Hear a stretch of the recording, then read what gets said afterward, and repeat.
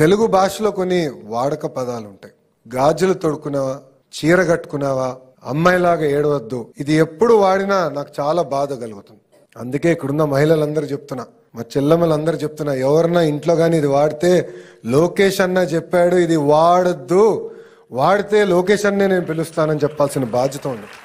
సమాజం ఎప్పుడు బాగుపడుతుందంటే మనం మహిళల్ని గౌరవించినప్పుడే బాగుపడుతుంది.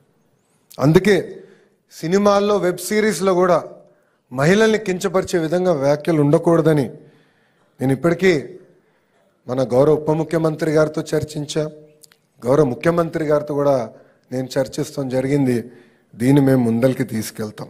ఇంతేకాదు, నేను మంత్రి అయినప్పుడు ప్రాథమిక పాఠశాలలు ఇస్తున్న పుస్తకాలను నేను చూశాను. దాంట్లో ఇంటి పనులు చేస్తున్న ఫోటోలు చూశాను. అన్నీ ఆడవాళ్ళు చేసే ఫోటోలే వచ్చినాయి. నేను అది 50-50 చేయమని అధికారులకు ఆదేశించాను. అది మొన్న మీకు వచ్చిన పుస్తకాల్లో ఆ మార్పు తీసుకొచ్చాం.